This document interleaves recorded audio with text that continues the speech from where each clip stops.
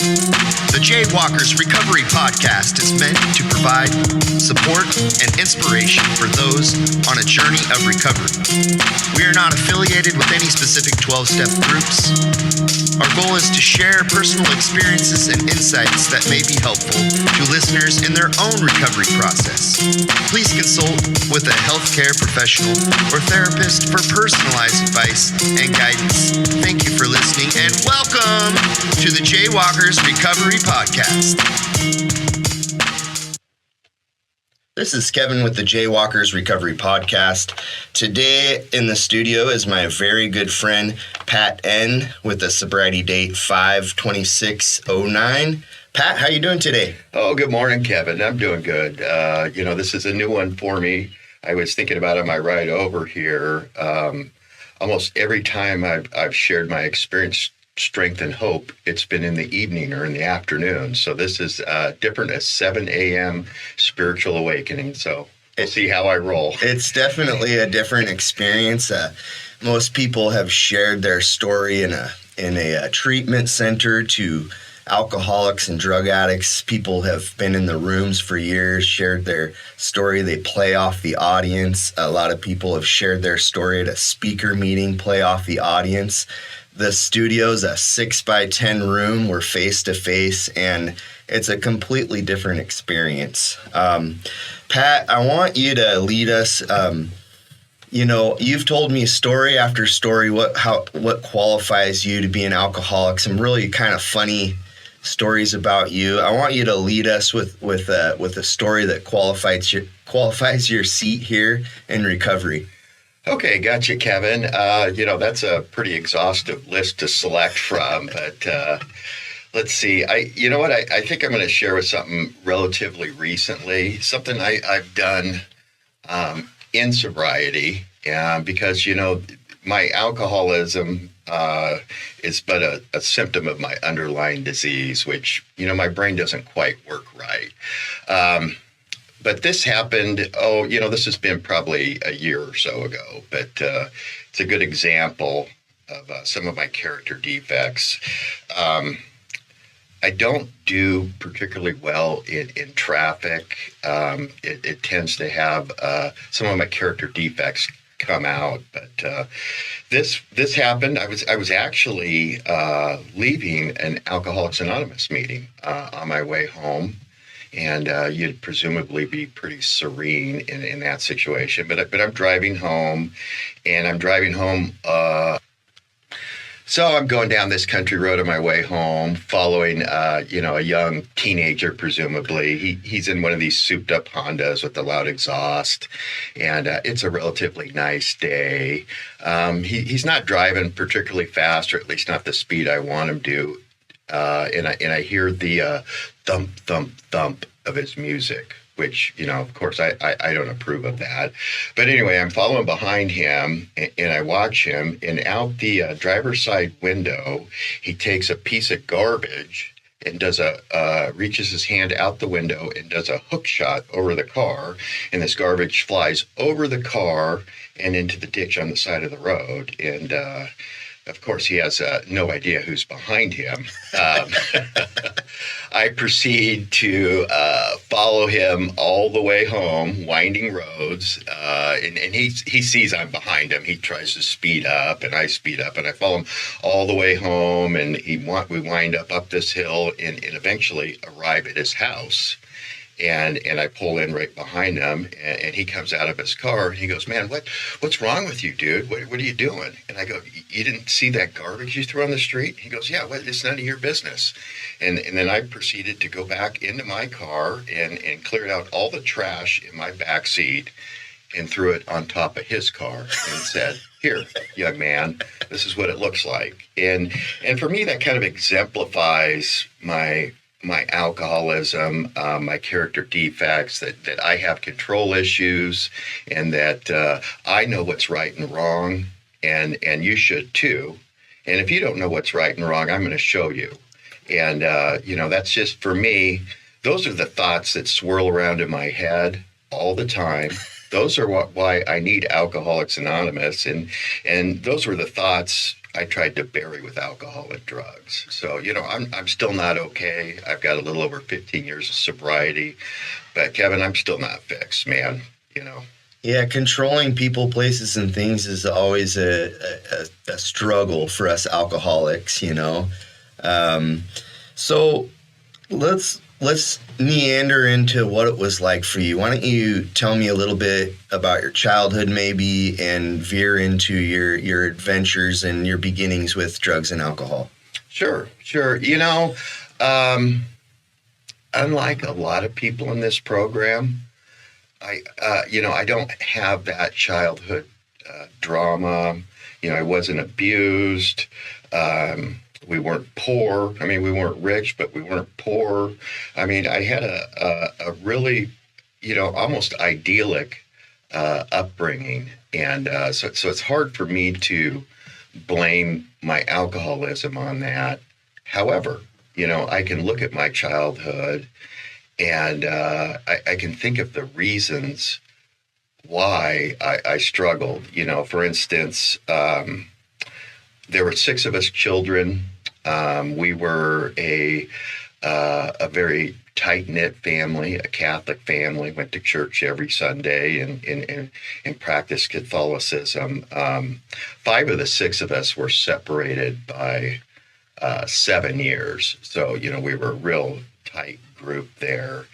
And my family was always really competitive. It's tough growing up with that many siblings. And I was number 4, so I could, you could easily say I kind of maybe have that middle childhood syndrome.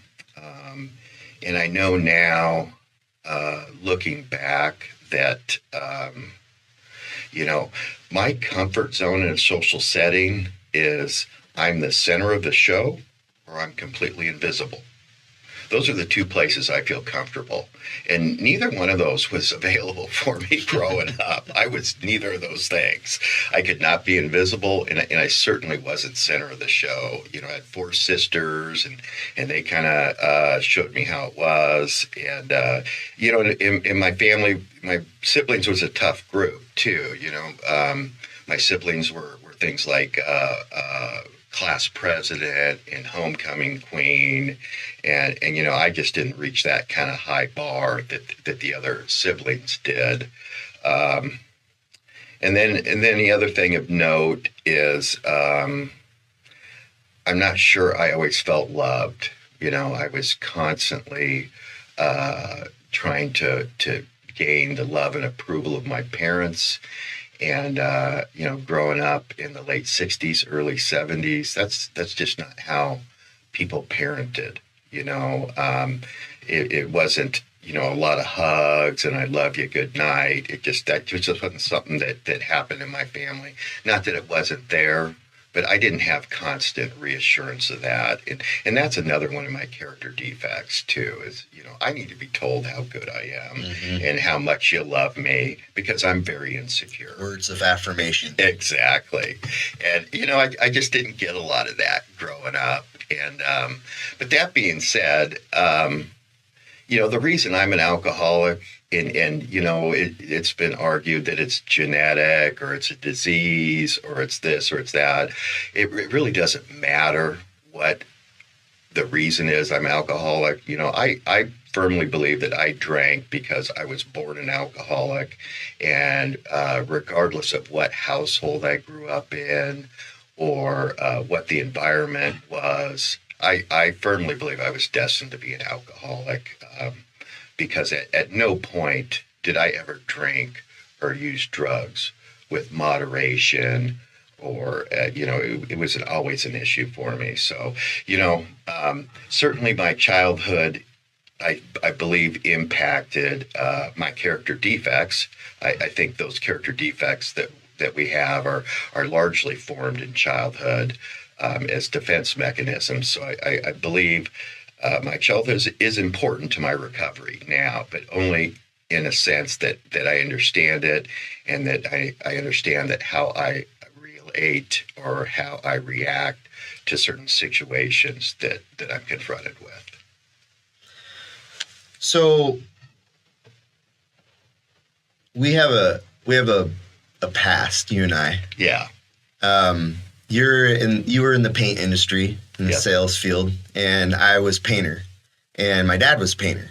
And so looking back, I just remember showing up to the paint store when I was young.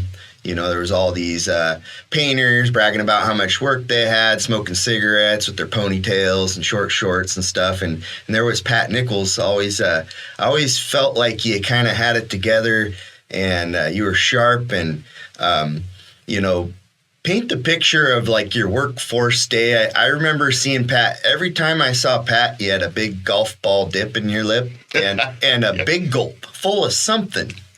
Yeah, that's true. Well, let's go back and let's talk a little bit about our past, because and I know this is about me, but certainly, Kevin, you have a pretty core piece in my recovery.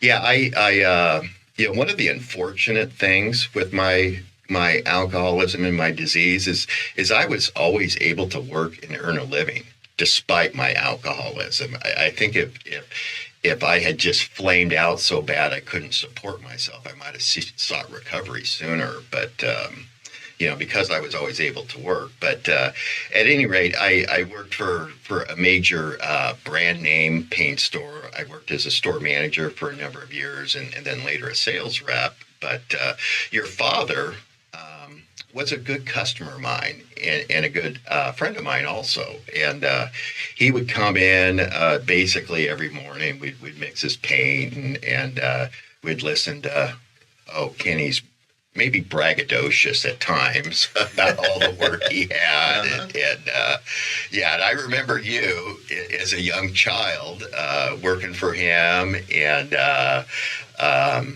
I remember watching you, in fact, grow up, Kevin, and it was funny. And, you know, my perception might be different than reality. It typically is. But I remember talking with your dad, and boy, you just seemed like that delinquent child that every parent hoped they didn't have. So, you know, I think, I think you were maybe 8 or 10 years old when I first met you. Mm-hmm. And, you know, your dad, we had a good time together. We'd go out fishing and we'd drink beers quite often together. But I remember watching you grow up. You were always a gifted craftsman and painter. But I remember you growing up and your dad would always tell me about the trouble you got into. And you would, I watched you slip into this disease. And of course, me being an alcoholic, I felt I was quite a bit better than you, and I didn't feel that I had a problem because I think your story had a lot to do with drugs. Yeah. And so I remember your dad being so frustrated and so disappointed, and then I watched you as you grew up. You bounced from job to job. You had a hard time hanging on to a job. And then I remember one of the last times I saw you, you were working for another painter. And I saw your arms. You had big knots and cysts on your arms. Mm-hmm. And you looked just like a dead man walking. I remember the painter that you worked for saying you call in dope sick regularly. And boy, I felt really sorry for your dad. It's what I didn't have any empathy for you. You were a worthless drug addict. Yep. You know, it was a moral issue, of course. Mm-hmm. And you know, I had kind of mentally just written you off. And later, maybe I hadn't seen you for a year or two. Later, as I began working my recovery and heading into the 12-step rooms, I remember one of my first meetings at what was the meeting? Keep It Simple. Keep It Simple. Yeah, it was actually the group that you started. I remember walking into that, and you know, I was in my first 30 days of recovery. I was really struggling, and I walked into the room, and I saw you, In fact, I didn't even have enough time to register. You came up and gave me a hug, and your face was bright and cheery. You were happy. You said, welcome. And I was just blown away. I was just blown away, Kevin. And, that for me was one of the first, I guess, identification situations I had in Alcoholics Anonymous. Here was this kid that I had given up for dead, a son of one of my friends, and he looked great. And he was in the rooms of Alcoholics Anonymous. And I got to tell you, Kevin, that was huge for me. I mean, that was one of those little seeds, those mustard seeds that we talk about in recovery, that really changed the trajectory for me, because I had evidence then. At that point, I had evidence. This thing works. And, did I never drink again? No. I mean, I still had, I still had some more experimenting to do, but that was clearly a milestone in my recovery. But, as far as my work history goes, it went something like this. I always claimed to be a functional alcoholic, which, the functional part of it's debatable. But I was able to drink and hold down a job. But it went something like this. I would come to basically at maybe 5:36 in the morning, and I would be in various states of undress. I might have my clothes on. I might not have my clothes on. I might be in my bed. I might be on the couch in the living room. I might have passed out anywhere in the house, but I would come to, and invariably I'd have all sorts of different bruises and scratches on me because I didn't know exactly what happened the night before. And I would kind of play CSI blackout, maybe look at my phone, see who I could have called the night before, make a brief visual inspection of the home. I mean, there was a risk of I could have peed in the clothes hamper, but I would come to, I would get a big pot of coffee going.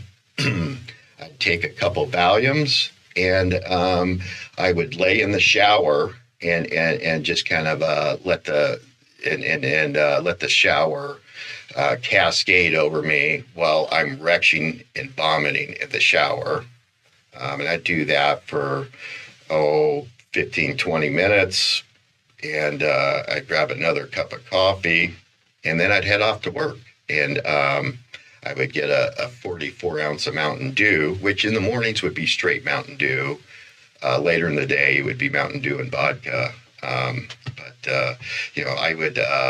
I would usually stay dry till about 3 or 4 o'clock in the day, and then I would begin sweating and DTs, and then I would, I'd have to start bringing alcohol on board. And then I essentially started the timer. And I knew it was just a matter of time, because I was never able to drink with moderation, never did. So once I began drinking, I had a limited amount of time where I could function. So I would finish up my day and head home and seek oblivion. And that was every night. Every night I would drink between a fifth and a half gallon of vodka. And then I would hit blackout between 6 and 7 o'clock at night. And the blackout for me didn't mean I passed out. I mean, I just, my brain quit recording data, and, I'd continue to do things. I just would have no recollection of them. And then, again, ultimately I'd pass out and repeat the process. And I did that for a couple of decades. Yeah. So take us on a journey. What happened? What was your rock bottom moment, or what led up to it? Yeah, great, Kevin. What's interesting is that, the first step talks about we admitted we were powerless over alcohol. And I got to tell you, Kevin, I knew that early on. I mean, I really was aware that I was an alcoholic. I thought, for the most part, I could live with it. and I could just kind of manage my alcoholism. But then, by my mid-30s, I realized that this wasn't going to work. I mean, I knew it was going to come to an end, and I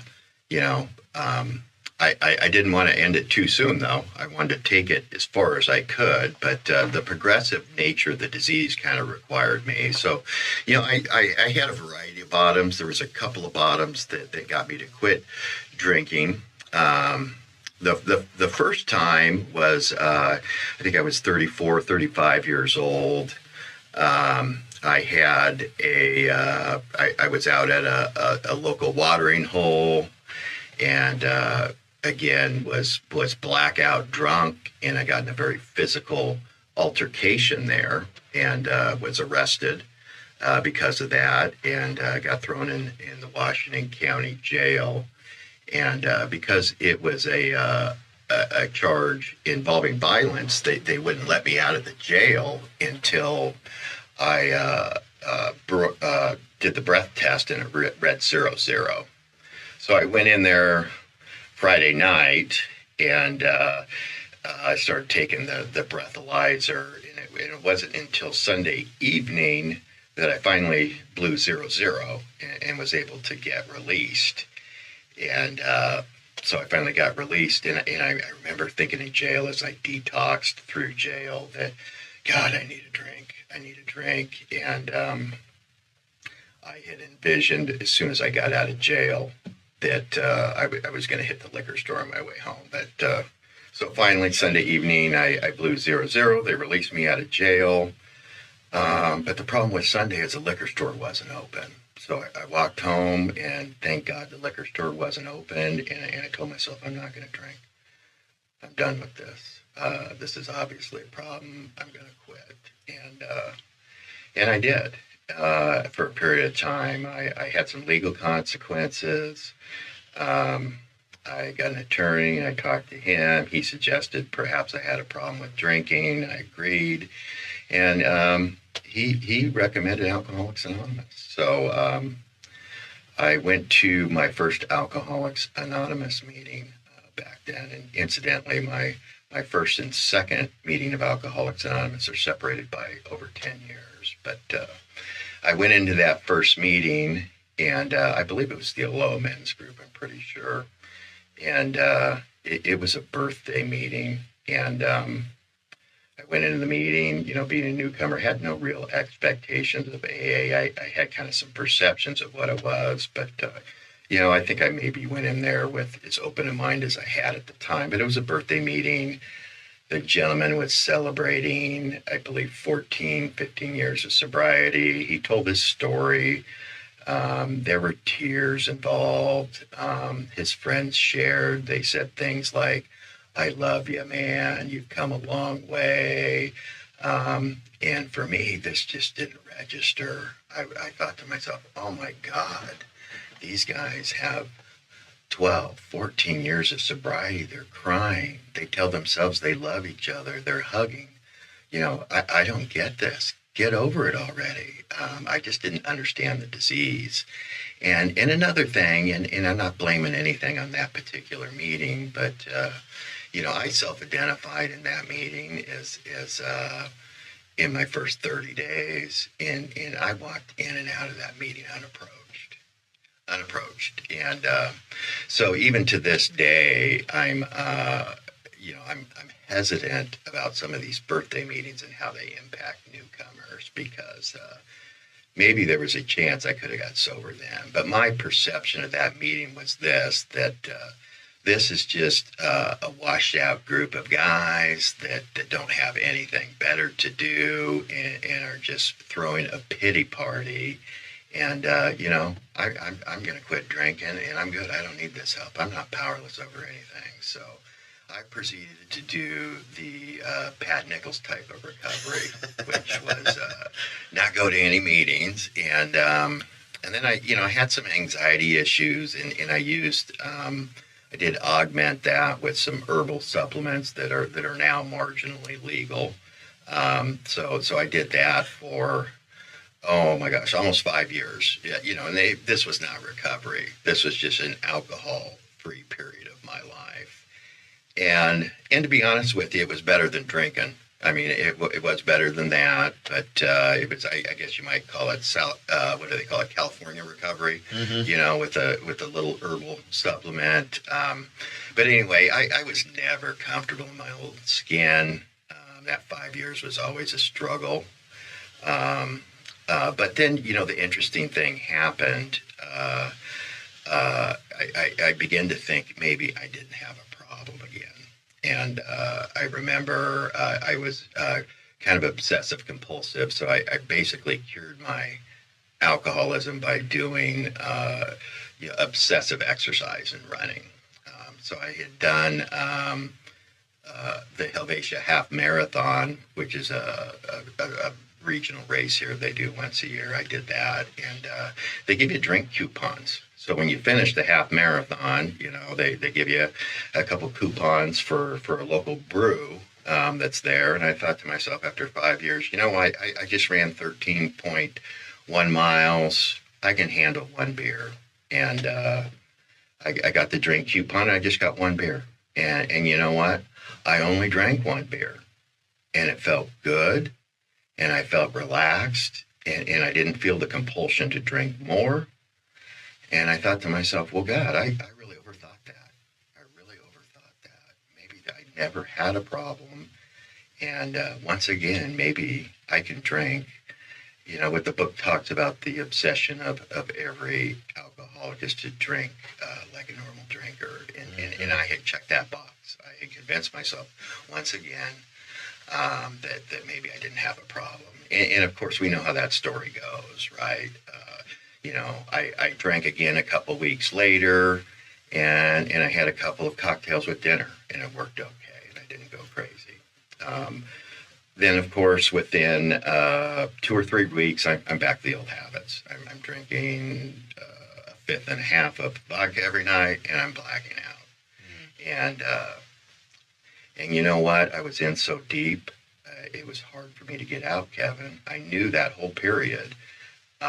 For that, I ended up being out for another 5 years, and every day in that 5 years, I woke up with the hideous 4 horsemen. Like, how did I get here again?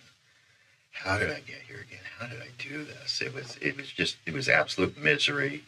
I know I wanted to quit, and I couldn't quit, and I couldn't live with alcohol. I couldn't live without alcohol, and so at any rate, back in 2009, it had run its course, and it was getting really bad. And I did a trip into detox. I detoxed, self-admitted. Nothing remarkable had happened. I had just kind of reached the breaking point. I went into detox and did. They ended up putting me in the ICU for 3 or 4 days. To get detoxed up at St. Vincent's Hospital, and I went through a medical detox. They were set to release me into inpatient, and I told them, well, I don't need inpatient. I'm okay. And then I went straight into the rooms of Alcoholics Anonymous, and I began working Alcoholics Anonymous, and I began to work my program, which was, I can see your steps on the wall. I can read those. That's enough for me. I don't need a sponsor. And then I'm going to sit in the corner of the room. I'm going to come at about 5 minutes after the meeting starts, and right after the Lord's Prayer, I'm going to bounce. And I did that for a couple of years. And I proceeded to pick up a bunch of 24-hour coins. I'd make 30 days a few times. And it was really a struggle going in and out, and it was painful. I began to question myself. I began to think maybe I'm one of those people that doesn't have enough rigorous honesty to actually get sober. I was really beginning to question whether I could really do it, and it was lost on me that maybe if I would follow the program, I could stay sober. But at any rate, in May of 2009, I had once again picked up a 30-day chip. And, after 30 days, I always felt great. 30 days, my head had cleared. I felt good. And at that point, I had been separated from my wife. So I was raising my 4-year-old daughter. I was basically a single parent at that time. And I had a 30-day chip in hand. I was feeling good. It was a nice sunny day in May, and the Rose Festival was going on. And I thought, I'm going to take my little girl, and we're going to go down to the Rose Festival, which is, a big festival in downtown Portland with carnival rides and all kinds of food booths and stuff. So I planned a day to really treat my daughter to a nice day. And feeling great, 30-day chip in the pocket, was ready to really treat my kid and myself to a nice day in recovery.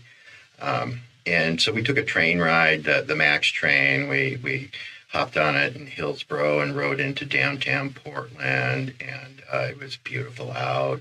And I took Natalie, we went on some rides together. We saw the vendor booths, and, we thought maybe we'd get something to eat. We were hungry, and I got Natalie an elephant ear, and she was chowing on that. And next to that stand, there was a beer stand. And I looked at my 4-year-old, and I kind of looked at myself, and I'm like, you know what? Maybe I can have a beer, one beer.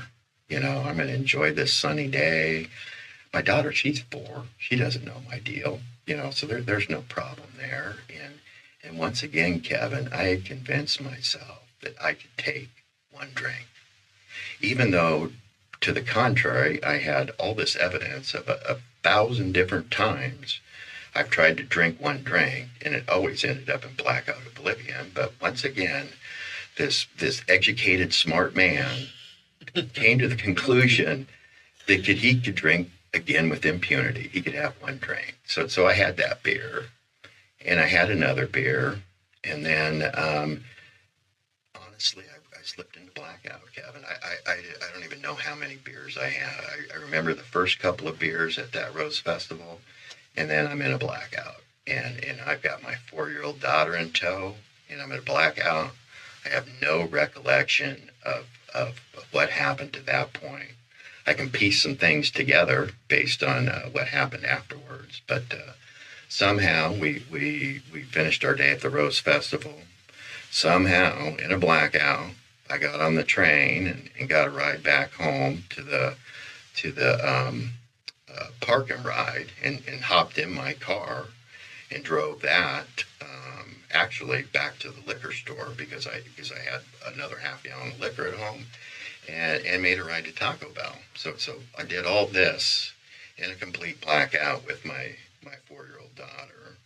And how it ended, Kevin, was this, is I came to in the evening, and I'm guessing it was 11 or 12 o'clock at night. I came to, and I was on the bathroom floor, buck-ass naked, passed out, and I was wakened by my neighbor who lives across the street and a few doors down on the phone with 911, and my 4-year-old daughter looking over me with tears streaming down her face and saying, "I thought my daddy was dead.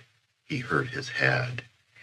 And what had happened, Kevin, is my daughter obviously found me in that state, tried to wake me, thought I was dead in the middle of the night, walked across a busy street and found the one friend I had and got him over to try to help her with her daddy.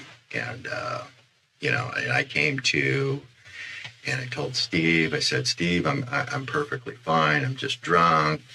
He's going, "Pat, you really got a problem. I'm going to have to take your daughter from you for the night, and I don't know how this is going to end." And he's talking about calling Child Protective Services. And at any rate, the next morning, I went over to meet with Steve and talk to him and pick my daughter back up. And I told Steve, I said, Steve, I had this strange piece about me. I said, Steve, if you've got to call Child Protective, so do whatever you got to do. But I am never going to drink again. I am done. And, as it turns out, he never did follow up on that. And it was my last drink. And knock on wood, that was the last time I drank. And the reason, Kevin, I think for me is that that was the emotional equivalent of the first, second, third step for me. I had finally gotten to the point where I had admitted to myself, I am in fact powerless over alcohol, and my life is unmanageable. I finally became convinced of that. And I finally became convinced that a power greater than myself could restore me to sanity. That power greater than myself was Alcoholics Anonymous, because I told myself at that moment I was going to go back into Alcoholics Anonymous. I was going to get a sponsor, and I was going to do everything they said. And I also made a decision to turn my will and life over to the care of God as I understood him. And the God as I understood him at that point was Alcoholics Anonymous, was a group of drunks. Because despite how much I kind of loathed Alcoholics Anonymous and their cliquey ways and all their cliches and all of that, I did believe this. I did believe the system worked. I did believe if you did what they did, you could stay sober. So I committed to the point at that program. And for me, which was probably, at that moment, maybe the darkest, ugliest moment of my life, in retrospect, I look back at that moment, and that was the gift of God that happened to me. That was the hand of God that directed my daughter from seeing my lifeless body on the bathroom floor to my neighbor to rescue me from this bout of my disease. And for me, I look back, and that's the shining moment of my life, which would otherwise be something I would be ashamed of, or it would be an ugly incident. It changed the trajectory of my life because, for me, I didn't have a whole lot of love for myself.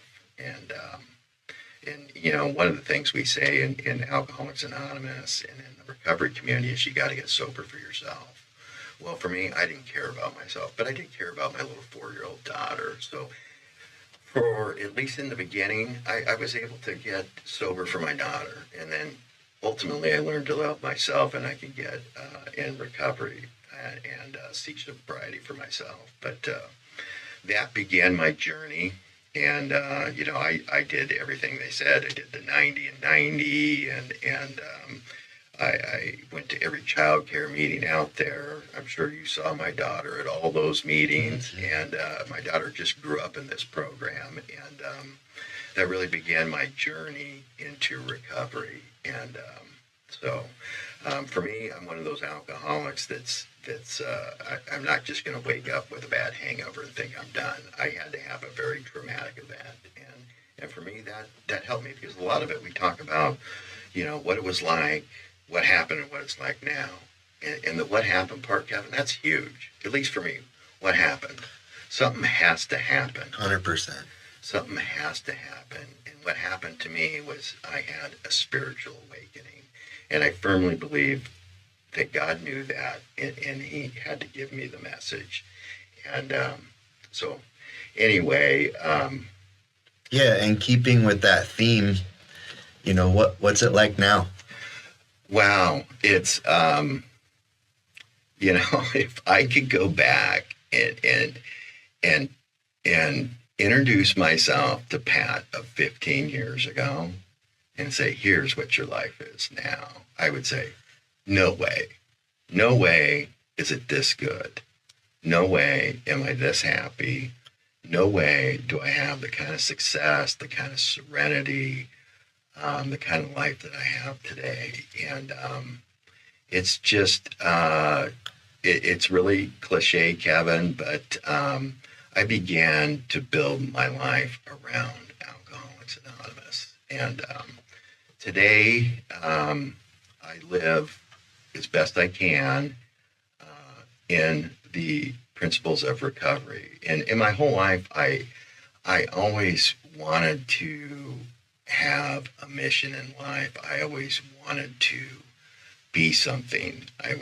Maybe as a kid, I wanted to be an athlete, or maybe a rock star, or later a businessman, or an entrepreneur. But with Alcoholics Anonymous, I have that identity now. I'm a man in recovery, and my primary purpose in life is to reach out to the still suffering alcoholic. So I do what the program tells us to do. I worked the 12 steps of Alcoholics Anonymous, and I worked it the old school way, right out of the book. And my sponsor told me is once you reach the 12th step, it's your part of the deal to give this thing away. So I work with sponsees. I'm very active in the fellowship, and I think more than anything, Kevin, is I just need to practice these principles in all of my affairs. At least for this alcoholic, the best way for me to do that is to be consistently engaged with newcomers and working the steps of Alcoholics Anonymous. That keeps me fresh in my program. And, the ironic thing for me is I don't really reach out to the newcomers in terms of a sense of obligation to the program. I do it because it makes me feel so good. And I really try to always have somebody active in the steps. And I get to the point where I can almost be predatory if I've got, I don't have a sponsee currently working the steps. I'll go to a variety of meetings and actually seek newcomers and look for people that need sponsorship. And that really keeps me engaged in the program. And I will tell you, Kevin, there's no greater joy in my life than working with new guys in Alcoholics Anonymous and watching them get better. And I think I shared this at the last meeting, but I'll reiterate it because it kind of plays into my ego a little bit. But I always wanted to be a hero in life, and you could be a fireman and go into a burning house and drag a child out and save its life, and be a hero. You could be a cardiac surgeon and give somebody a much needed heart transplant and save their life, or you could be an alcoholic in recovery in Alcoholics Anonymous and reach out to the newcomer and take them through the steps of Alcoholics Anonymous and save their life. And, that's what we get to do. And for me, that just gives me goosebumps. We can be that hero. I can feed my ego and I can reach out and save that still suffering alcoholic like they saved me. And that gives me no small amount of joy. And that's what we get to do here. And that, I'll tell you, Kevin, it's an absolute gift from God, and nothing gives me more joy in life. So that's what I try to do each and every day. Speaking of ego and humility, there's a story that we've evaded that I think the audience should hear. I've only been to Vegas sober. I can only imagine going there in my disease. You have a Vegas story. We do have a Vegas story on board. I'll tell you, Kevin, part of my disease is having this misperception of who I really am, and having this perception that I'm one thing and that the way the world sees me in an entirely different light. And that's really the foundation of my disease, is not having an accurate mental representation of who and what I really am. So back in my disease, I fancied myself as quite a player, a baller. I tried to imagine myself as this successful, kind of high-rolling gambler. And I'd like to go to Vegas a couple times a year and dress up real nice and go to the high roller tables and play blackjack and card games and that was a lot of fun for me. The problem was, over the years, the alcohol became paramount in that, and the gambling kind of went by the side. But anyway, I do recall my last trip to Las Vegas, and I would always stay at the MGM, and I'd gone there a number of times, so they would comp me a pretty nice room there. So on my last trip, I was going down there for a 4 or 5 day stint, and had a nice room up on the 14th floor. Of course, I had to fly first class, and on my flight down there, I probably had 6, 7 doubles, and that's what a 2-hour flight from Portland to Las Vegas. So, it was all the stewardess was going to give me to drink. But anyway, I got in Vegas, and I'd imagine a brownout.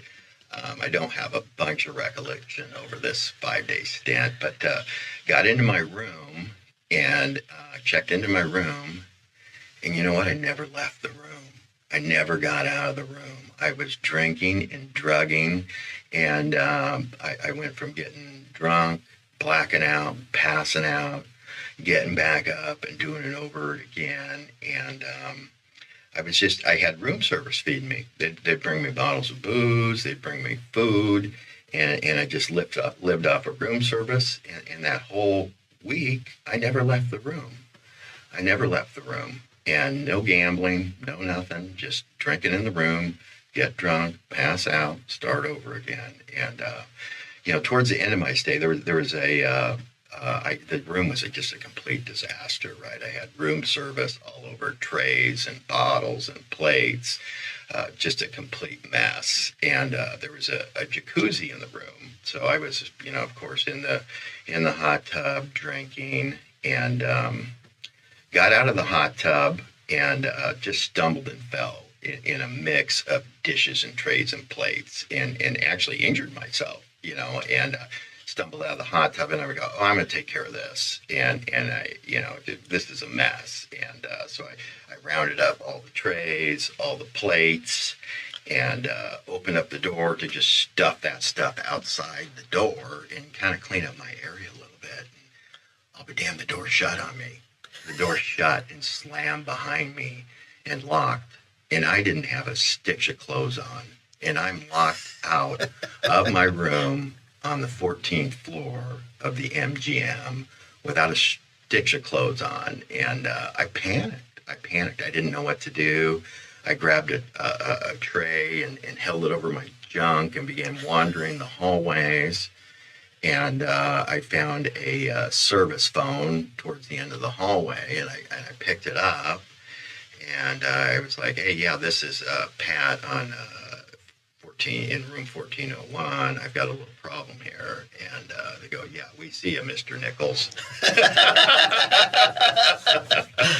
And I can only imagine what they saw and what they were saying. Anyway, the security guard comes up to my floor and goes, okay, Mr. Nichols, I'm going to need some ID before I let you into the room. And I'm like, what are you talking about? Where would I have ID? And I'm sure he was put up to it. I can only imagine the whole security team down in the office looking at me, the video footage, going, what a moron. Look at this guy. So anyway, for me, Kevin, the reality is I saw myself as a successful, gambler, businessman, player, and what the world saw was the pathetic, naked drunk that I really was, and that misperception of our lives. And now I know what, I'm somewhere in between. I'm just a regular alcoholic in this world, and I'm just trying to do the next right thing and keep myself sober and keep myself as humble as I can be, and just continue to live this great life in recovery. You are not the only train wreck they saw at the MGM. I'm sure of it. Yeah, I'm sure that's regular, but I think I was good entertainment, at least for that night for them. Yeah. So lastly, if you were to talk to a newcomer, what's your best advice for someone looking to get sober, someone new in the program? Yeah, I would say, one, know what happened. We talk about what it was like, what happened, and what it's like now, and know what happened and own that. And Honestly, Kevin, it's follow our simple formula. Go to meetings, don't drink in between meetings, get a sponsor, and work the steps of Alcoholics Anonymous. And when I say get a sponsor, get one now. And if that's not a good sponsor, get another one. You're not married to this guy, but get a sponsor and work the steps of Alcoholics Anonymous. And honestly, you're going to have to, and this is difficult for a guy like me because I'm kind of an introvert and can be kind of shy, but you have to embed yourself in this fellowship. These are our passengers on that raft of recovery, and we keep each other sober. So to the extent you can repeatedly go to meetings and become embedded in this fellowship and have a sponsor to help keep you honest and guide you through the 12 steps of recovery, you can stay sober. If I can do it, anybody can. You can't be too stupid for this program, but maybe you can be too smart. But all the cliches are true. But just I would say the most important thing, Kevin, would be to don't give up before the miracle happens. Thanks, Pat. Thanks, Kevin. Thanks for listening to the Jaywalkers Recovery Podcast. If you enjoyed the show, please give us a 5-star review on Spotify or Apple Podcasts. You can also join us on YouTube or Facebook for some bonus videos and pictures. Thanks again for tuning in.